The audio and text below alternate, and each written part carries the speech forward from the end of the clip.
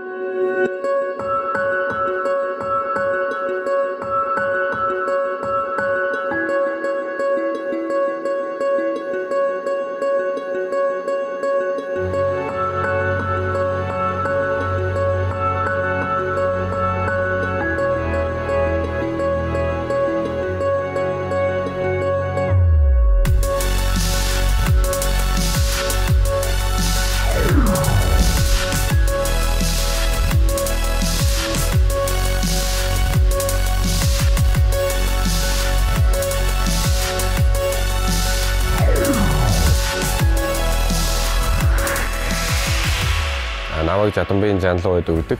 Одоо 19 настай. Ер нь багтаа бол өөрөө нэг техник талтай сонирхолтой. Тэгээд аавыгаа дагаад янз бүрийн машин дээр оролдсон, засна. Тийм байсан. Тэгээд сүүлдээ гагнуур арай төстэй болов гэд юм зохиож бүтээхэд төмөр эвлүүлэхэд хүртэл хэрэгтэй гэж бодоод гагнуурын мэргэжлийг сонгож орсон.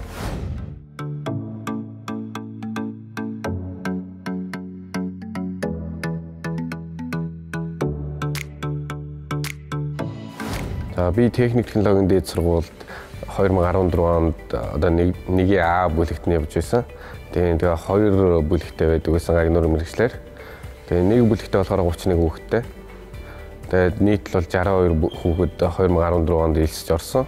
За Жанлуу байдаг маань ер нь бол техник сэтгэлгээ сайтай юм хийх гэсэн тийм хичээл сэтгэл нь бол шууд анханаас ажиглагдж байсан. Тэр зан чанараа бол ер нь тэмцээний бэлтгэл өөр татгалсан, тэмцээний үйл гэсэн тэр нь одоо өөрт нь хэрэг болсон.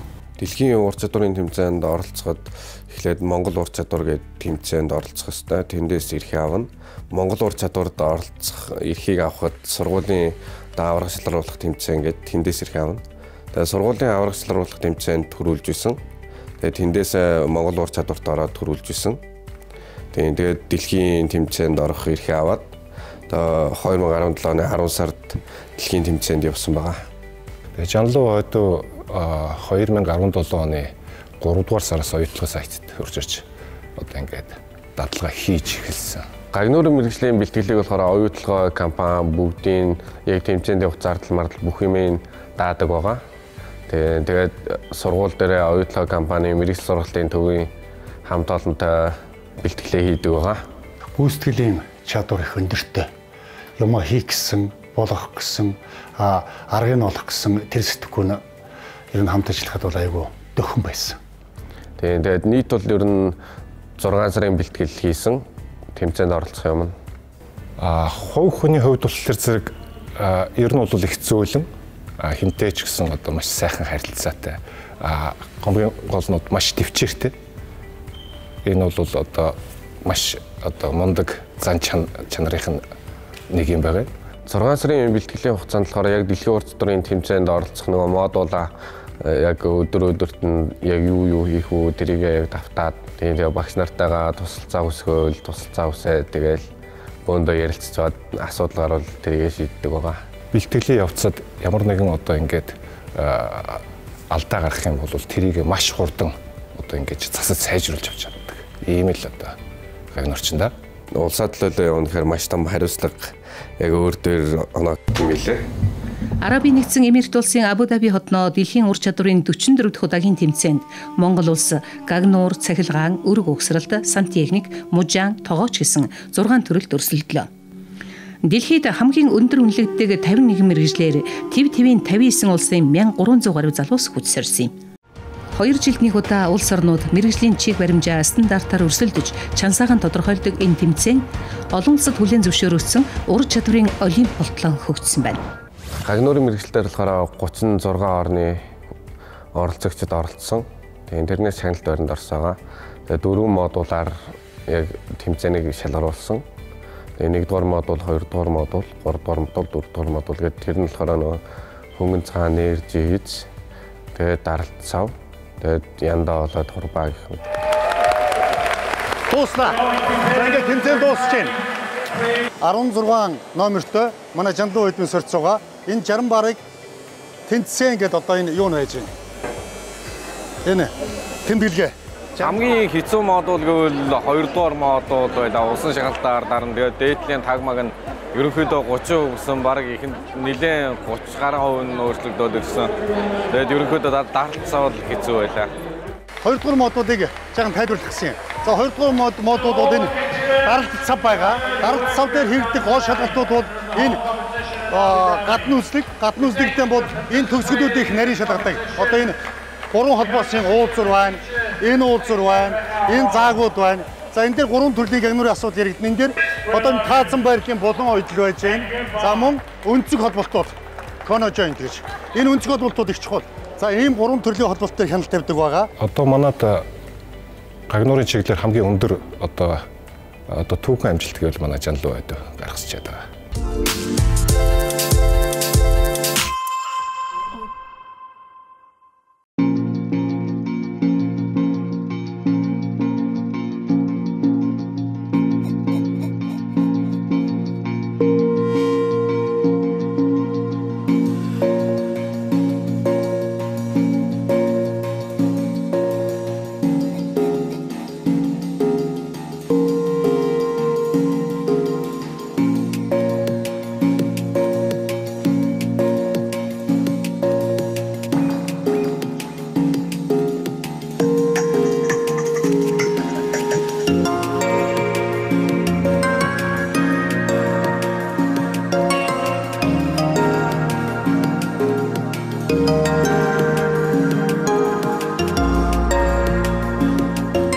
Намайг оюу гэдэг. Миний мэргэжил гагнуурчин. Би Улаанбаатар хотод төрж өссөн. Тэгээд 10 жилээ Сүхбаатар аймгийн 1-р 10 жилийг төгсөөд тэгээд их сургуулаа Хүмүүнлэгийн ухааны их сургуулийг олон улсын худалдаа бизнесийн удирдлага чиглэлээр төгссөн. Тэгээд төгссөнийхаа дараа Өмнө Говийн Политехникийн коллежид гагнуурчин мэргэжлэр эзэмссэн.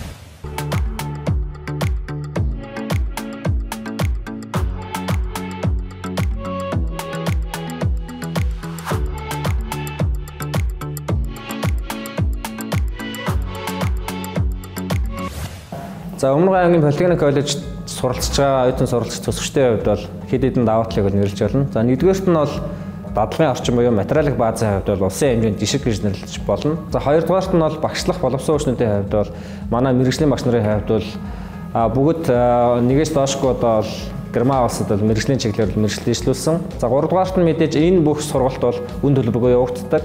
Заавал их сургалт төгсгүйгээр мэргэжлийн боловсон одоо нарийн мэргэжлийн боловсон хүчин болоод одоо энэ политехникийн коллежуудад энэ мэргэжил сургалтын төвүүдэд байдаг мэргэжлэр суралцснаар бас өндөр цайлантай одоо гоё ажлын байртай ямар ч одоо санаа зовох зөөлгүйгээр бас амьдарч бас болдог.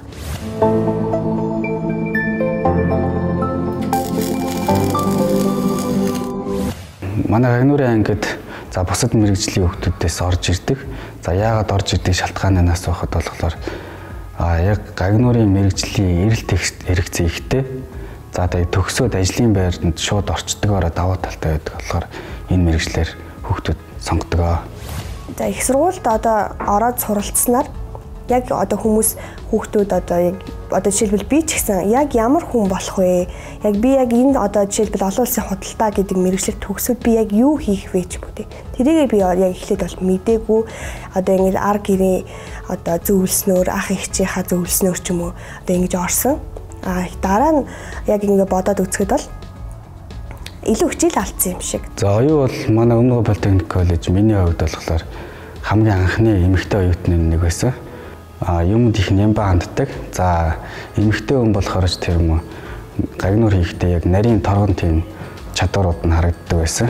хүн болгоо бас яг тэгж боддог. Тэг заавал энэ мэргэжлийг одоо эрэгтэй хүн хийх ёстой. За эсвэл энэ мэргэжлийг эмэгтэй л хүн хийн. Өөр эрэгтэй хүн хийж чадахгүй ч юм уу. Ийм одоо хоёр талд ийм өрөөцгөл ойлголттой байдаг. Анх би бас ингээд жоохон гайжсэн те ийм хэцүү юм байна да. Аюултай юм байна да ч юм уу. Одоо надад арай хүнд юм байна гэж би их бодож исэн. Тэгээ хийх тусмаа, гагнуураа хийх тусмаа тэрэндээ айгуу дуртай болж эхэлсэн. Гагнуурын мэргэжлийг эрэгтэй хүн биш, эмэгтэй хүн ч гэсэн хийж чаднаа гэсэн тийм ойлголттой болсон. Одоо бүх төрлийн салбарт гагнуур орж байгаа. Барилгын салбарт ч орж байна, автын салбарт ч орж байна. За бүх төмөртэй холбоотой бүх аж ахуй нэгжүүдэд гагнуур бол зайлшгүй хэрэгтэй.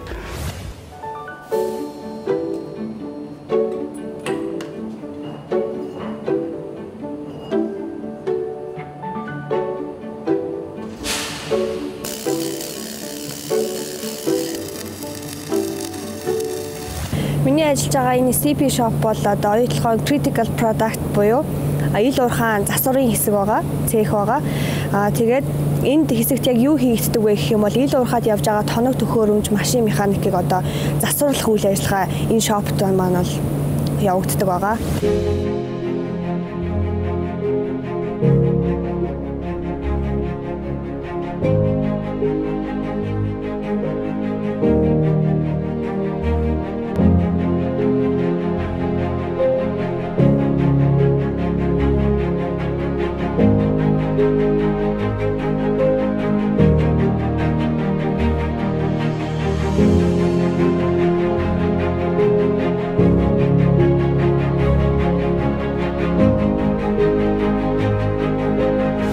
Тэгээ манай багт орж иж ажиллах явцдаа бол өөрийнхөө ур чадварыг дээшлүүлж, өөрийгөө хөгжүүлж, одоо уул уурхайн чиглэлээр ажил үүрэг явуулахад ямар хувь байдгийг, тоног төхөөрөмжлөр яаж ажиллах вэ? Ямар ур чадвар эзэмшсэн байх вэ?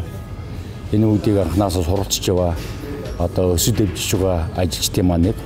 Гагнуурчин мэргэжлийг одоо эзэмшснээр миний хамгийн ололттой тал гэх юм бол хамгийн ихэнд би одоо маш их өөрийгөө дайчилж сурсан. Бүтэн өдрийн турш 12 цагаар ажиллаж байгаа.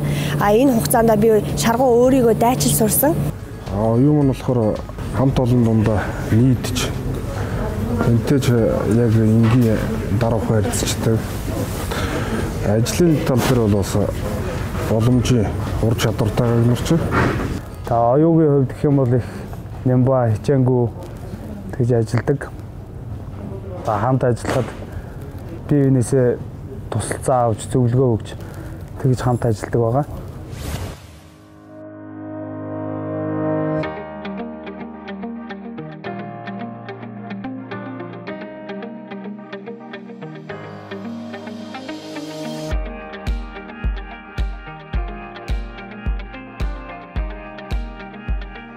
Анх гагнуурын мэргэжлийг сонгох бас нэг шалтгаан нөхөртөөгөө цуг хамт ажиллая гэсэн бодолтойгоор гагнуурын мэргэжлийг бас давхар сонгосон байгаа. Тэгээд оюутлогоод орж ирээд анханасаа одоо гэр бүлийн баталгаатай учраас нэг ээлжинд ороод хамт ажиллаж байгаа. Миний бодлоор бол гагнуурчин мэргэжлийг ерөөсөө л бүтээн байгуулалтын эхлэл гэсэн үг. Хаана машин техник эвдэрсэн байна, юу салсан байна. Тэрэн дээр бүгдэн дээр нь бид нар явж яадаг. Энэ уурхаан баг зүг гагнуурч мөр зүрхэн гэж яригдсан юм байлээ. Яг анх яг шууд оюутлоход орж ирээд бүтэн 12 цаг тасралтгүй ингээд өдөр шөнөөр ээлжлээд ингээд явхад эмэгтэй хүний хувьд маш хэцүү байсан. Бүтэн ингээд 12 цаг ерөөсөө урд өмнө ажиллаж үзээгүй. Ир нөхрийн хувьд бас жоохон нэг яаж байгаа бол ийж байгаа гэж жоохон санаа зовсон тийм тохиолдол байсан. За ер нь миний анзаарснаар бол яг эрэгтэй эмэгтэй хоёр гагнуурчдын хоорондох ялгаа нь бол эмэгтэй хүн арай жоохон илүү нямбай. За яг нэг дутагдaltaй тал нь гэх юм бол тухайн хийх гэж байгаа бэлтцээ одоо өргөх ч юм уу те ийш тийшээ зөөх гэр явцдаа жоохон бэрхшээлтэй. Гэхдээ тоног төхөөрөмжийн зөв ашигласнаар тэр бэрхшээлийг бол байхгүй болгож болно. Ур чадвар ярьчүүдээс илүү бас амархан юм сурах одоо нарийн мэдрэмжтэй байдаг гэх юм да тийм ээ. Гагнуурчин бас нэг ёсны оюутал яднаас эмэгтэй бас юм оюутагтай адилхан тэрнтэй адилхан оюутал хийдэг байгаа тий. Ер нь бол хамгийн энгийнээр тайлбарлахад гагнуурчин хүн бол хоёр зүйлийг холбодог тий нийлүүлдэг салахгүй байх хэрэгтэй. энийг яавал би салахгүй байх уу? Би одоо яаж цогсон ч гэдэм үү? Одоо ямар тоног төхөөрөмжөөр ингээд салгасанд би яаж сайн салахгүй байх уу? Эсвэл одоо ямар нөхцөл би удаан ингээд төсвөртэй байх уу? Энийг их бодож хийдэг тий. Оюун утгын хувьд бол ер нь бол ажил дээр ч тэр амьдрал дээр ч тэр ер нь бол ажлынхаа онцлогоор ингээд би бол ингээд гагнагдсан гэж боддог юм.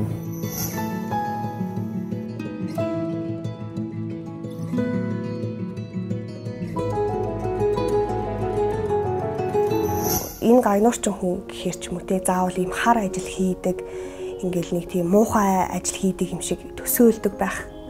Тэр нь бол бүр шал эсэргээрээ. Гагнуурчин гэдэг мэргэжил бол их мэдрэмж, их хичээл зүтгэл шаарддаг.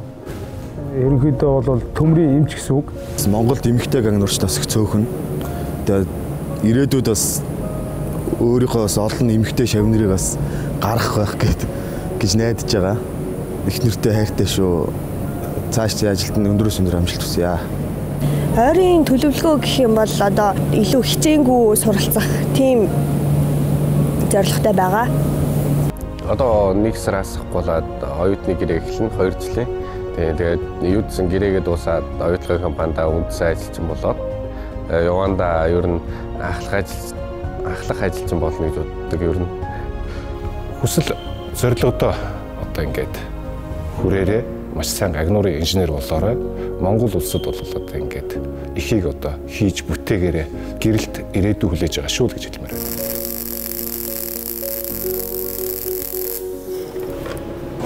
Намайг жанлан өгдөг миний мэргэжил гагнуурчин. Цогцолж байж ер нь сайн гагнуурчин болж чаднаа. Тэгээд багшдаа сайн сайхныг хүсье. Тулаад ирэхээр тийм учраас би эрэгтэй хүмүүстэй зэрэгцэж ажиллаж байгаа учраас ерөөсөө тэр баримжаагаа алдахгүй байх хэрэгтэй. Илүү хичээхгүй бол одоо болохгүй л гэж боддог.